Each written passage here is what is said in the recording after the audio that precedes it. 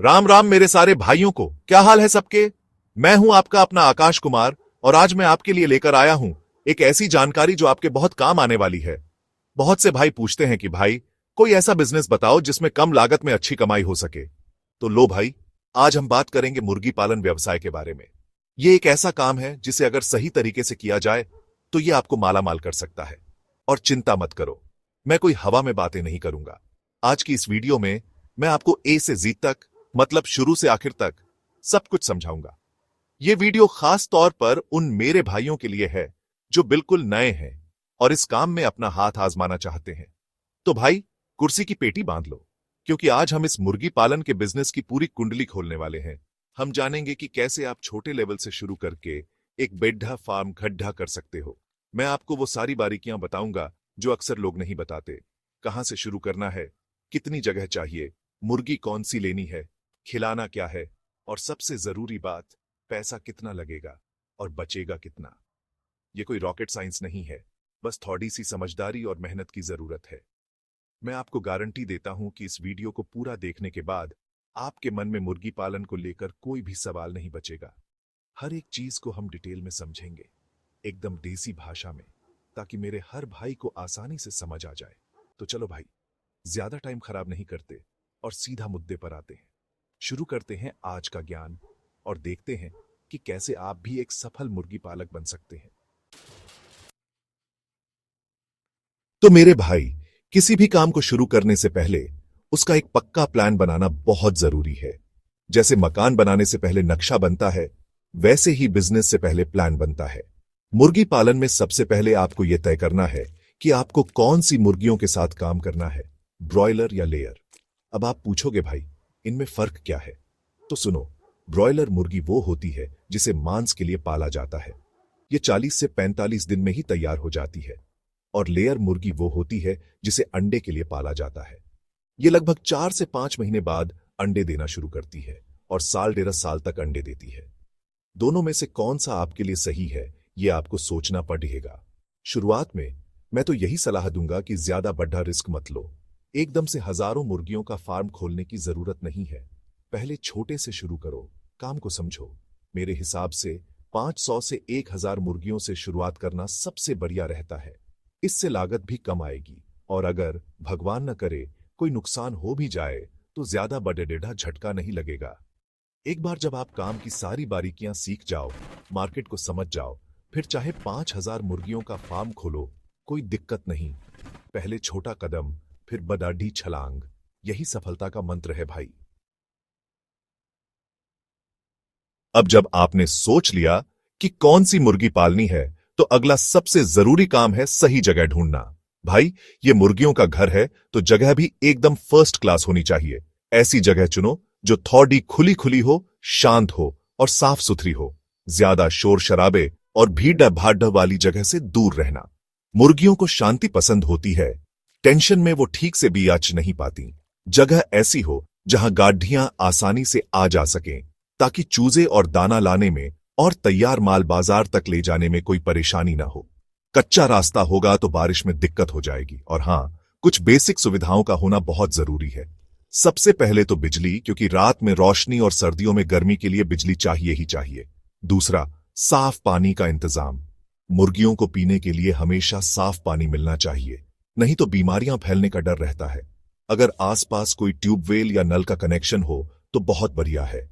और एक छोटा मोटा टॉयलेट या रहने की जगह भी हो तो सोने पे सुहागा, क्योंकि फार्म पर किसी न किसी को तो देख रेख के लिए रहना ही पीढ़ी ढेगा।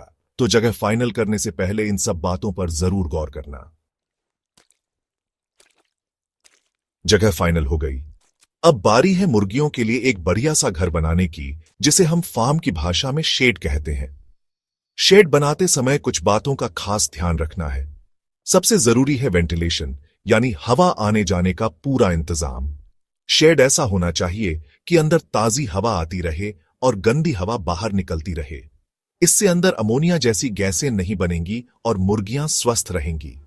साथ ही सूरज की सीधी और तेज धूप अंदर नहीं आनी चाहिए, लेकिन रोशनी पूरी होनी चाहिए। आप शेड की जाली पर बोरे या पर्दे लगा सकते हैं, जिन्हें जरूरत के हिसाब से ऊपर नीचे किया जा सके। अब बात करते हैं जगह की। एक मुर्गी को आराम से रहने घूमने फिरने के लिए कम से कम 1 से 1.5 वर्ग फुट जगह की जरूरत होती है। तो अगर आप 1000 मुर्गियों से शुरू कर रहे हैं तो आपको कम से कम 1000 से 1500 वर्ग फुट का शेड बनाना पोडीडी ढेगा। शेड की लंबाई चौड़ाई आप अपनी जगह के हिसाब से रख सकते हैं, लेकिन कोशिश करें कि चौड़ाई 30 फुट से ज्यादा ना हो ताकि हवा आर पार हो सके। फर्श कच्चा न छोड़ें, पक्का सीमेंट का फर्श बनवाएं ताकि सफाई करने में आसानी हो। फर्श पर धान की भूसी या लकड़ी का बुरादा बिछाना बहुत जरूरी है, इसे बिछावन कहते हैं। लो जी, अब आपका फार्म तैयार है। अब इसमें रहने वाले मेहमानों यानी चूजों को लाने की बारी है। भाई, ये स्टेप बहुत ही ज्यादा जरूरी है। आपकी पूरी मेहनत इसी पर टिकी है कि आपके चूजे कैसे हैं। हमेशा चूजे किसी भरोसेमंद और सर्टिफाइड हैचरी से ही खरीदें। किसी अनजान या सस्ते के चक्कर में पैडी कर लोकल डीलर से मत उठा लेना। अच्छी हैचरी से लिए गए चूजे बीमारियों से मुक्त होते हैं, उनका वजन सही होता है और वो एक्टिव होते हैं। जब चूजे फार्म पर आएं तो उन्हें गिनकर और उनकी क्वालिटी चेक करके ही लें।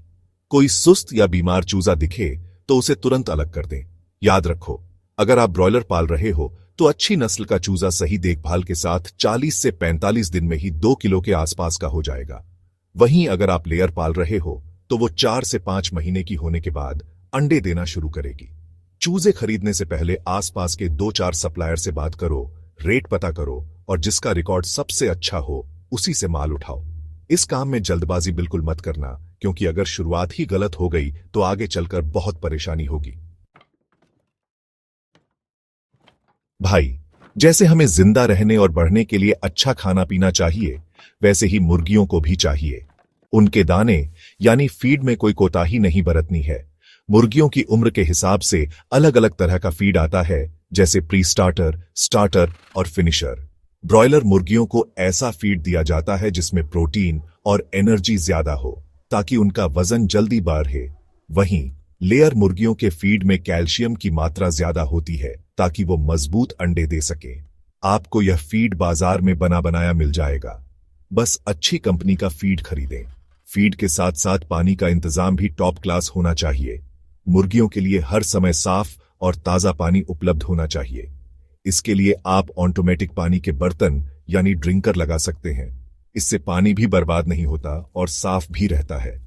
गर्मियों में पानी को ठंडा रखने की कोशिश करें और सर्दियों में ज्यादा ठंडा न होने दें। याद रखना, अगर मुर्गी पानी कम पिएगी तो वो दाना भी कम खाएगी और उसकी ग्रोथ रुक जाएगी। इसलिए दाना और पानी, इन दोनों चीजों को हल्के में बिल्कुल मत लेना। अब आते हैं एक और बहुत ही जरूरी बात पर, मुर्गियों का स्वास्थ्य और टीकाकरण। भाई, ये बेजुबान जानवर हैं, अपनी तकलीफ बता नहीं सकते, इसलिए इनकी सेहत का ध्यान रखना हमारी जिम्मेदारी है। बीमारियों से बचाने का सबसे अच्छा तरीका है समय पर टीकाकरण यानी वैक्सीनेशन।